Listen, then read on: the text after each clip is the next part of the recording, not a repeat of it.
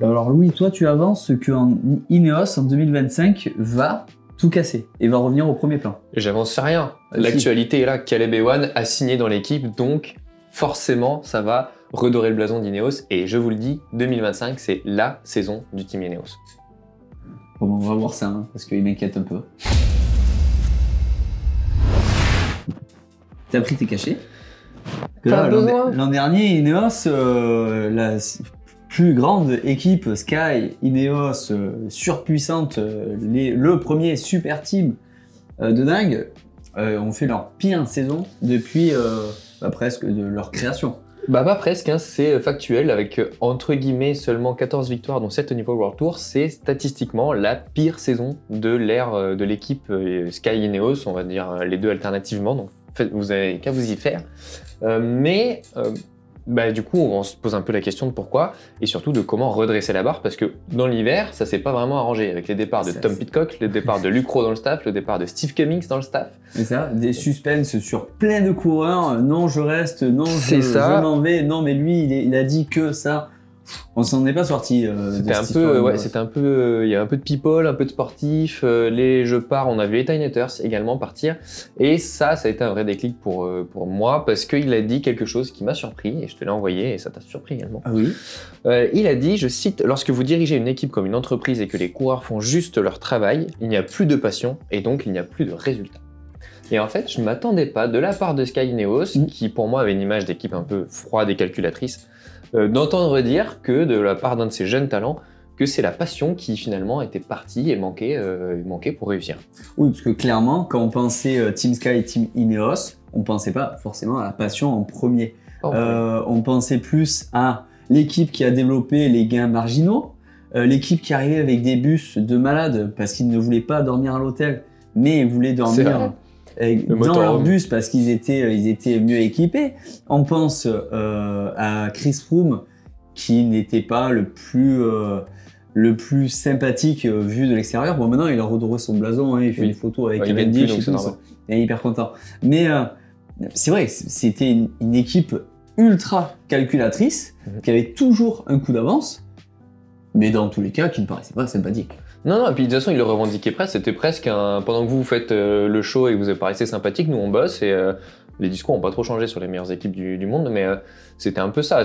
Nous, on s'en fout de vous plaire, on veut gagner des courses, et donc ça passe par ça. Si l'hôtel il est nul, on dort dans le motorhome. Ça a été interdit, hein. Enfin, ça n'a pas pris ça, parce que c'était vraiment... Ça a pas pris, ouais. Parce que je crois que c'est Rohan Dennis qui avait essayé, c'était Richie Porte, je sais plus. Si c'est Rohan Dennis, c'était un mauvais plan, mais... parce qu'en fait, le mec restait enfermé entre 4 murs tout seul, parce que c'était pas toute l'équipe, c'était que le leader, donc ça déjà, ça crée un peu des tensions quand même. Et il restait entre 4 murs tout le temps, et effectivement, ça a pas marché, comme quoi eux aussi, ils prenaient un petit peu de passion avec eux, mais c'est vrai, pour revenir sur les propos des Tiny Hunters, que c'est depuis que l'équipe perd un petit peu son âme anglaise et qu'elle se disperse un petit peu que finalement on a moins de domination. De là à dire moins de résultats, c'est exagéré, mais en tout cas moins de domination, quoi. Oui, parce que la domination, elle était claire, elle était établie. Ils ont attaqué, ils ont été créés en 2010, ils ont gagné leur premier Tour de France avec Bradley Wiggins. Après, ils ont enchaîné sur l'époque Froome. Ensuite, Geraint Thomas et Egan Bernal. Donc voilà, en 14 ans d'existence, ils ont quand même... ils ont créé, ils ont tout raflé, et là maintenant... Et plus vite que prévu en plus, ils s'étaient donné 5 ans pour gagner le Tour de France, ils l'ont fait en 2, c'était presque, mince, qu'est-ce qu'on fait maintenant? Mais comme tu l'as dit, ils ont toujours un coup d'avance, ils avaient toujours un coup d'avance, et je pense que si, à mon avis, l'avenir est plus radieux maintenant, pour 2025, mais surtout pour peut-être 26, 27, 28, c'est parce que maintenant ils se retrouvent au pied du mur, obligés de devoir faire certaines choses, certains choix. Ce que disait Luc Rowe dans l'excellent reportage que nos collègues anglais ont fait sur le sujet en fin d'année dernière, c'est qu'en fait, ils avaient arrêté d'avoir ce coup d'avance, arrêté d'innover, de penser différemment. Ils récupéraient ce qui marchait, ça marchait l'an passé, ça marchera cette année. Sauf qu'en fait, au pire, tu fais pareil, mais tu feras pas mieux, sauf que le niveau progresse. Les autres équipes, elles sont capables de faire pareil, de copier. Et du coup, les autres équipes se mettent à niveau. Et finalement, aujourd'hui, avec une bonne partie des membres clés du staff qui sont partis, les jeunes talents qui veulent plus venir à Ineos, notamment des Anglais. Le vainqueur du Tour de l'Avenir est anglais, le vainqueur de l'Amstel Gold Race est anglais, ils veulent pas venir à Ineos. C'était quelque chose d'impensable. Il n'y avait quasiment pas d'anglais dans d'autres équipes que dans le Team Sky. Il n'y avait quasiment pas d'anglais en fait. Ils ont créé le cyclisme professionnel anglais. Et aujourd'hui, les Anglais veulent plus aller chez eux, donc c'est quand même un problème. Et donc là, ils vont être obligés de trouver d'autres solutions et de faire des choses différemment, puisque tout ce qu'ils connaissaient, tout ce qu'ils avaient, y compris ces dernières saisons, qui sont loin d'être catastrophiques, avec des victoires à Paris-Roubaix, sur les grands tours, etc. Là, tout ça, ça disparaît. Du coup, ils vont être obligés de trouver des solutions et de repenser différemment, et finalement, d'être au pied du mur, ça va les obliger à changer. Et est-ce que justement d'avoir des coureurs comme Tom Pidcock qui prenait beaucoup de place, qui soit parti, c'est pas une façon un peu de se réinventer? Bon, il reste quand même des coureurs d'expérience, pour ne pas dire des vieux coureurs comme Geraint Thomas qui malheureusement tient le baraque. Clairement. En fait, comme tu le dis, c'est symptomatique que le coureur phare de l'équipe ce soit Geraint Thomas. Alors c'est génial parce qu'on l'adore et qu'il est, c'est un peu papy fait de la résistance, même si il est papy, il a ton âge, il me semble. Mais fleur de. Mais pour gagner un grand tour, c'est un peu tard. Mais du coup, que lui ce soit le meilleur coureur de l'année ou que ce soit le leader, oui, ça montre qu'il y a un renouveau à avoir. Mais là encore, il a dit qu'il prenait sa retraite. Donc ils vont être obligés, je maintiens, ils vont être obligés de faire sans lui et du coup de trouver quelqu'un d'autre, de laisser la chance à quelqu'un d'autre et ainsi de suite. Pidcock, il prenait de la place. Pidcock prenait de la place. S'il veut plus être là, s'il fait sa tête de cochon, écoute, il y a Carlos Rodriguez qui fait pas de bruit et qui grimpe et voilà quoi. Parce que moi, du coup, je suis parti du constat que Ineos était une équipe beaucoup trop vieille pour être performante. Du coup, je suis allé voir un peu le détail des coureurs et là, je me suis aperçu que je me trompais littéralement, car 8 coureurs, bon, ils sont 31 30 ou 31. 30, maximum autorisé, c'est 30. Donc, ils ont 8 coureurs de plus de 30 ans, coureurs d'expérience, on va dire, mais quand même, qui sont vieillissants. Et par contre, ce sont 11 coureurs entre 19 et 25 ans. Donc, quand tu dis que les jeunes ne veulent pas venir, ils ont quand même une équipe assez jeune, parce que plus d'un tiers de l'équipe a moins de 25 ans, ce qui est une bonne chose. Et ensuite, j'ai regardé un peu dans le classement des coureurs, c'est-à-dire leur qualité principale. Et là, par contre, l'équipe, pour moi, c'est l'archétype qu'une équipe doit avoir, on va dire. Ils ont 2 sprinters, 2 grimpeurs, des spécialistes, je veux dire, 3 coureurs de classiques, 3 punchers pour des classiques un peu plus vallonnés, 7 coureurs de contre-la-montre, une grande force de cette équipe, et 11 coureurs de classement général. Classement général, ça veut dire des coureurs polyvalents. Donc clairement, polyvalent et surtout très performant, quoi. Pas juste moyen partout, excellent partout. Voilà, donc clairement, si je devais faire ma checklist de qu'est-ce qu'il me faudrait que je mette dans une équipe, voilà. Là, le quota est bon. Si on regarde aussi les noms, finalement, ils ont quand même des noms qui sont très très intéressants. C'est là qu'arrive Caleb Ewan, mon petit sprinter de poche australien. Alors, sur le nom lui-même, sur la personne lui-même, c'est un immense pari. Parce que il sort quand même de 2 ou 3 saisons compliquées, le petit Caleb. C'est ça. Et que la concurrence en face chez les sprinters est quand même solide. Mais avoir un sprinter qui soit performant, qui apporte à l'année son lot, son matelas de victoires, on aura au moins 10 victoires parce qu'on a un sprinter qui fonctionne, et qui apporte du coup au départ de chaque course, y compris lorsque le leader du classement général, le leader du Tour de France n'est pas là, qui apporte un but à l'équipe, qui apporte de la satisfaction avec justement des victoires, qui apporte un peu de frustration. On n'a pas gagné, on va les gagner demain parce qu'il y a beaucoup de sprints, donc il y a beaucoup d'opportunités pour les sprinters, ce qui n'est pas le cas pour les grimpeurs. Et du coup, avoir ça, comme ils ont eu Cavendish dans les années 2010, comme ils ont eu Viviani après, certes, ils n'étaient pas emmenés comme à Quick-Step, ce qui a pu les pousser ailleurs. Sauf que, pour l'équipe et pour eux aussi, ça mettait une super bonne dynamique, ça apportait un minimum de résultats. C'est-à-dire qu'on ne pouvait pas dire ils ont que 14 victoires, parce qu'en fait 14 victoires, c'est les victoires juste de Cavendish, même sur des mauvaises années. Et du coup, avoir ce sprinter performant et présent, c'est vraiment super important. Tu parlais des jeunes, avoir une base de jeunes coureurs qui vont devenir très forts, avoir des solides comme un Filippo Ganna qui assure une continuité et surtout il a signé jusque tard. Tu sais que tu peux compter sur Ganna. Non seulement ça donne envie de venir, parce que moi si je pars à la guerre, je veux que ce soit Ganna. Et ça apporte un fil conducteur à ton équipe. T'as tes jeunes qui sont là, t'as ton sprinter qui apporte la bonne dynamique. Et là, ça commence à être un petit peu intéressant. Si tu arrives à insuffler un peu de renouveau dans le staff, parce que là il va falloir du coup, oui, bien sûr. Finalement moi je maintiens que sur, peut-être pas dès 2025, mais sur 26-27, on pourrait avoir d'excellentes surprises venant du Team Ineos. Non mais c'est sûr, moi j'ai regardé un peu du coup dans les coureurs à fort potentiel, dans les coureurs de moins de 25 ans, parce que clairement Philippe Ogana, on sait qu'il va encore gagner des contre-la-montre et des courses, ça il n'y a aucun problème. Et dans les coureurs de moins de 25 ans, on a Tim Arensman, bon, qui n'explose pas comme il devrait, je pense, mais qui a quand même du potentiel, qui a 25 ans, Carlos Rodriguez, 23 ans, Magnus Sheffield, 22 ans, qui vient de faire une très bonne place où il y a au tour, Axel Laurence, clairement, qui est un espoir français, 23 ans, et Joshua Tarling, sûrement le futur meilleur sur les 10 prochaines années en contre-la-montre. Donc, il a que 20 ans. Donc, oui, clairement. Puis c'est pareil, avoir un coureur comme ça pour t'épauler quand tu viens d'un classement général et surtout, s'il continue de se développer, avoir un leader comme ça sur les classiques pavés. On dit que c'est une équipe de classement général. Ils ont gagné Paris-Roubaix quand même en 2022 avec Dylan Van Baarle. C'était pas le grandissime favori, donc avec un coureur plus fort de base, c'est tout à fait possible que ça se reproduise. Et puis justement, dans ce potentiel, quand on regarde en détail, Carlos Rodriguez, 23 ans, pour moi, c'est sûrement un des coureurs qui doit exploser chez Ineos.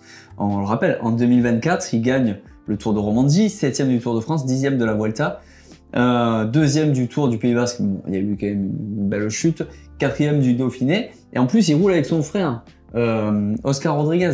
Donc ça fait partie des belles pépites. Après, on est obligé de dire aussi que peut-être que Ineos a été freiné juste à cause de la malchance et des accidents coup sur coup, avec leur vélo de contre-la-montre Pinarello, je dois le dire. Oui, ça te marque ça. C'est le point commun entre les deux chutes, descente en vélo de chrono, c'est vrai. Chris Froome, reconnaissance du Dauphiné, il prend un mur. Oui, ça met clairement fin à sa carrière, en tout cas à sa performance. Mais il était pas sur le déclin, mais bon, il était légèrement après. Il avait passé son prime. Voilà. Mais bon, il était encore 3e du Tour de France l'année d'avant. Oui, il est favori pour celui qui venait. Il réussit à revenir, à refaire des courses pour le Tour, c'est déjà très bien. Et Egan Bernal, pépite, sous contrat pendant de nombreuses années avec Ineos. En fait, il signe en 2022, 1er janvier 2022, il signe pour 5 ans. Donc là, on se dit, bah voilà, Ineos, comme d'habitude, ils ont leur pépite. Il la signe longtemps, il va gagner. Il avait gagné un Tour de France 2 ans avant. Voilà. 15 jours après, il se prend un bus à l'entraînement. Il manque de mourir. Il est passé à rien de la mort. Les médecins pensaient qu'il ne remarcherait même pas, quoi. Donc, sauf que Ineos se retrouve avec son leader, signé pour 5 ans, avec la masse salariale que ça implique, et donc du coup avec les dépenses que tu ne peux pas faire ailleurs, coincé dans un lit d'hôpital et en rééducation. C'est horrible de penser comme ça, parce que bien sûr la priorité c'est qu'Egan Bernal soit vivant, on est d'accord là-dessus, sauf que d'un point de vue purement entreprise et sportif, tu te retrouves avec pas de leader, une masse salariale sacrément impactée, et toute une équipe abattue en fait. Mais c'est ça, et c'est là où en fait on peut revenir du coup aux propos de Ethan Hayter sur s'il n'y a pas de plaisir ou de passion, les résultats ne peuvent pas exploser. Je pense à une parallèle. Qui vient de gagner le UAE Tour? Jonathan Narvaez. L'an dernier, il était le Tour Down Under. Le Tour Down Under, pardon. L'an dernier, il était chez Ineos, saison normale. La première course de l'année, nouvelle équipe, nouvel entrain. L'équipe tirée par justement le côté sympathique de Tadej Pogačar, bon, le côté aussi super puissant de Tadej, et première course, il gagne. Ouais, mais il se retrouve dans une situation où il était au début à Ineos, c'est-à-dire que s'il veut exister dans une équipe avec un leader aussi puissant que Pogačar, il se doit de gagner, il se doit de montrer. On l'a vu très énervé sur une arrivée qu'il n'a pas gagnée au Tour Down Under. On en reparle bientôt et avec grand plaisir.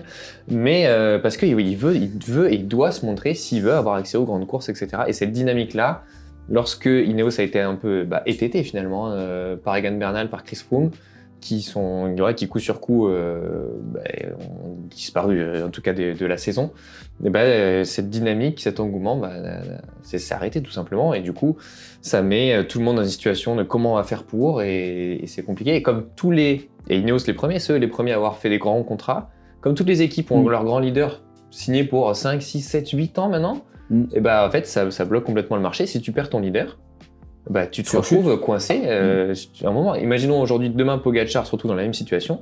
UAE, ça va être compliqué de faire la même saison, puisque la moitié de ses victoires, c'est un seul homme. Ouais, après GEAE, ils ont quand même 2-3 coups d'avance aussi, mais c'est comme Ineos qui termine appliqué. 5e équipe du monde, 5e meilleure équipe du monde. Donc UAE, si demain Pogacar part, ils seront 3, 4, 5, mais ils seront plus numéro 1. Parce qu'un seul homme n'est plus là. Et c'est pareil au niveau du staff, on a beaucoup parlé, mais c'est vrai que leur sponsor principal, qui est Ineos Grenadiers, avec le deuxième sponsor, s'est dispersé aussi. Et du coup, a appliqué moins de recettes précises à l'équipe de vélo. Et en fait, c'est peut-être ça aussi, qu'avec des investissements et à la tête, toi, je sais que tu connais mieux le sujet que moi, mais c'est vrai que en englobant beaucoup plus de sports, en essayant de créer en fait une planète Ineos, en fait, on va dire un multisport, ils se sont peut-être aussi un peu perdus. Ils n'avaient plus les ressources nécessaires. Notamment côté staff, Dave Braceford, qui est à l'origine du Team Sky et qui a fait du Team Sky ce qu'il est devenu, a été un petit peu réquisitionné sur d'autres projets. Et là encore, on se retrouve à avoir un peu ETT, plutôt côté staff cette fois et pas côté coureur, mais on se retrouve à avoir un petit peu couper la tête pensante ou les jambes gagnantes de l'équipe. Et encore une fois, cette dynamique et cette vision avant-gardiste qu'ils avaient, bah finalement, on attend un an pendant qu'ils s'occupent d'autre chose, on refait la même chose et en fait, on perd ce fameux coup d'avance. C'est ça. Et les autres équipes, au contraire, le rattrapent et on se retrouve avec une équipe qui reste une des meilleures, mais qui n'est plus l'armada écrasante qu'elle était. Bon, du coup, moi, je pense que 2026, on peut se taper dans la main, sur le niveau de négociation. Je pense que dès 2025, on peut avoir peut-être un renouveau. Je pense que le renouveau, si je dois donner mon avis, moi, mon avis de simple amateur, passionné de cyclisme, est que Ineos, paf, vont repartir sur un bon nombre de victoires, mais joueront peut-être le classement qu'à partir de l'an prochain, ou du moins sur la Vuelta et sur le Giro, sur le Tour de France. Non, pour moi, ils ne gagneront pas le Tour de France. Je vois pas Carlos Rodriguez gagner le Tour de France. Pas cette année. Ni l'année prochaine, ni jamais. À 23 ans, Pogacar a déjà gagné le Tour de France. Pour moi, ils ne regagneront pas le Tour de France. Par contre, ils peuvent redevenir une immense équipe. Et comme tu l'as dit, sur plus de terrain, d'où Caleb Ewan. Ok. Même si je crois moyennement en Caleb Ewan. Mais... Bon, ok. Tu paries sur les vieux, parce qu'il a plus de 30 ans. Tout juste. Allez, on continue avec la planète vélo et là on va attaquer sur le Tour Down Under, sur quelque chose qui t'a fait énormément plaisir, il me semble. Et à toi aussi, puisque c'est ton maillot préféré qui brille avec la splendide victoire de Brian Cocard sur le Tour Down Under. Son maillot Cofidis. Voilà, qui fait pas bis repetita, mais qui avait déjà gagné une étape il y a 2 ans et qui l'emporte devant Narvaez, dont tu parlais d'ailleurs. Narvaez qui va remporter la dernière étape à Willunga Hill et le classement général de ce Tour Down Under. À noter que Sam Welsford, le champion olympique de poursuite par équipe, dès que je peux placer la piste, je le fais, mais tu avais raison, a dominé les sprints puisqu'il a remporté le Critérium et 3 étapes de ce Down Under. Donc après, il avait fait un peu pareil l'an passé, finalement, il avait moins regagné ensuite, mais il préparait les Jeux. Qu'il a gagné. On n'a pas les mêmes problèmes, eux et nous. Donc ça annonce peut-être une belle saison pour le sprinter australien et surtout pour le coq qui nous a fait un sprint. Moi, je suis pas un expert du sprint, mais là, j'ai vu, à la vue d'hélicoptère, son placement, il n'a pas mis un coup de pédale de travers. Voilà, il a tout fait, mais à la perfection. Je pense que dans les écoles du cyclisme, ils peuvent montrer ce sprint. Il s'est faufilé, il n'avait pas d'équipier, il s'est faufilé, il a suivi que les bonnes roues, il a lancé au bon moment. Et il remporte la victoire. Qu'est-ce que ça fait plaisir. Alors je pense que c'est un final un peu montant. C'est là où justement le coq peut vraiment tirer profit de son rapport watt-kilo. Parce qu'il est plus léger que les autres. Parce qu'il est très léger, il est quasiment aussi puissant, mais il est beaucoup plus léger. Donc sur le plat, il manque de puissance. Mais alors dès qu'il y a un petit peu de montée sur les arrivées sèches en côte, c'est un des tout meilleurs du monde, la preuve. Donc je pense que son équipe l'a bien aidé à être très bien placé justement dans cette approche de la bosse, etc. Et sur les tout derniers hectomètres, il arrive à se faufiler, à prendre l'aspiration comme il faut, et puis rien ne sert de courir, il faut partir à point. Il déclenche au bon moment, ça c'est instinctif, c'est assez impressionnant, on appelle ça la vista. Moi je pense que ça lui vient de la piste, et d'ailleurs elle a refait de la piste cet hiver, et voilà, la preuve en est, c'est QLD. Mais en tout cas, très belle victoire qui fait plaisir, et puis gros jump quand même, quand il sort, il prend un grand coup, derrière il a juste ce qu'il faut de vis pour être 100% dans les règles, mais ne pas faciliter la vie de son adversaire, ce qui est quand même la base de la compétition. Donc effectivement, à montrer dans les écoles de vélo. C'est ça. Bon, pour continuer, si je te fais ça. C'est un peu moins badass, mais ça fait quand même plaisir, puisqu'il y a aussi eu la première victoire française chez les femmes, cette fois, à la Schwabel Women's One Day Classic, toujours plus long, c'est nom de course, avec Clara Copponi de Lidl Trek qui remporte au sprint ce critérium disputé dans les rues d'Adélaïde, avec une célébration badass. Magnifique célébration. Et moi, pendant que tu regardais du coup cette course féminine, j'étais sur les courses de cyclocross parce qu'on avait 2 coupes du monde. La première était à Ougaride. Alors pareil en français, c'est non mais Ougaride. Donc avec une magnifique Mathieu Van Der Poel qui a remporté la course chez les hommes. Voilà, imbattable actuellement. Et Lucinda Brandt qui remporte la course chez les femmes. Et là où j'ai bien aimé, c'est qu'on a eu une seconde course dans la boue. Et là, on a eu quand même une belle bataille entre Wout van Aert et Mathieu Van Der Poel, bon, qui a fini par faire chuter Wout van Aert et qui était peut-être un peu au-delà de ses limites, mais qui par contre a géré son écart avec Mathieu Van Der Poel en faisant énormément d'erreurs pendant la course, et pour finir sur un écart constant. Donc la puissance est au rendez-vous pour ces 2 coureurs. Peut-être qu'il en restait un poil sous la pédale pour Mathieu Van Der Poel, mais avec la news qu'on a eue à la fin de la course, qui annonce que Wout van Aert va participer au championnat du monde de cyclocross à Liévin, où normalement tu seras. C'est pas gagné, mais en tout cas, j'aimerais beaucoup parce que le duel Van Aert-Van Der Poel s'annonce magnifique. À mon sens, à l'avantage de Mathieu parce que il a quand même montré, il a pas perdu en fait, tout simplement. Ça s'arrête là. Clairement, techniquement, il est un cran au-dessus. Par contre, physiquement, les deux se tiennent. Ouais. Alors ça c'est hyper prometteur pour la saison sur route, parce que si Van Aert à ce niveau-là physique, ça promet une saison des classiques vraiment intense. Pour le cyclocross, voilà, peut-être que l'avantage est plutôt néerlandais, mais le duel, Van Aert c'est un champion des champions, donc le duel sera de toute façon présent, arbitré par de sérieux coureurs qui vont pas donner leur part aux chiens et qui sont des surspécialistes du cross qui préparent le championnat, parce que les derniers manches de Coupe du Monde, le classement général est plus ou moins fait. Donc ils sont aussi dans une grosse charge de travail avant le mondial. Donc ça promet de faire des étincelles. Donc si vous avez la chance d'aller dans l'une des nombreuses fan zones qui seront présentes à Liévin, surtout, faut pas hésiter. Des étincelles avec la boue qu'il y a sur les cyclocross, ça va être un pétard mouillé, ton histoire d'étincelles. Autant la bataille Van Der Poel, Wout van Aert, je suis complètement d'accord, autant le reste pas ouf. Ton étincelle, j'y crois pas vraiment. Par contre, sur la Coupe du Monde de Mas Mellechem, ouais. Voilà, c'est en Belgique, j'ai bien aimé la course de Blancavas, du coup petite coureuse qui remporte la course dans la boue avec un très beau sprint qui l'a fait remporter son premier cyclocross de l'année. La course plutôt pas mal. La course homme s'annonce aussi dantesque au mondial parce que il y a eu beaucoup de vainqueurs différents cette saison avec la liste des favoris est grande. Il y a Fem Van Empel, tu l'as dit, Blancavas qui arrive en forme, Lucinda Brandt, Marion Riberol. En fait, c'est hyper ouvert cette année. Ouais, de ouf. Autant chez les hommes, bon, clairement, à 80%. On s'attend à mano à mano. Que ce soit Mathieu Van Der Poel, mais d'ailleurs, on va faire un sondage. Ouais. Mais je serais étonné que moins de 70%, tiens, on en reparlera la semaine prochaine, donne quelqu'un d'autre que Mathieu Van Der Poel. Par contre, chez les femmes, Fem Van Empel, la championne du monde en titre, est pas vraiment. Soit elle se prépare vraiment pour gagner le championnat du monde, soit elle est un cran en dessous. Donc ça va être très très intéressant. Et par contre, pendant que moi je regardais le cyclocross après avoir roulé des heures et des heures sous la pluie dans le Pays Basque, toi t'as fait du vélo d'appartement. Alors moi ça a duré des heures et des heures aussi, puisque ça a commencé à 9h le matin et la finale était à 20h. Mais j'étais au chaud par contre. C'était au chaud au championnat du monde, championnat de France de e-cycling. C'était suffisamment dur comme ça, je peux aller de France. En catégorie élite. J'ai eu bien sûr. Et j'ai eu beau regarder ta vidéo sur comment gagner les courses sur Zwift, ça n'a pas marché, Max. Donc faut revoir les tutos. Non, on revoit la vidéo. Parce que moi je les ai gagnés, les courses. Pas moi. Il y avait les qualifs le matin, parce que j'avais pas participé à la Coupe de France. Ensuite, il y avait une demi-finale en 2 manches, sous la forme d'un scratch et d'une course au point. Et les 10 meilleurs de la demi-finale arrivaient, bien sûr, en finale. Où là, c'était une tempo race.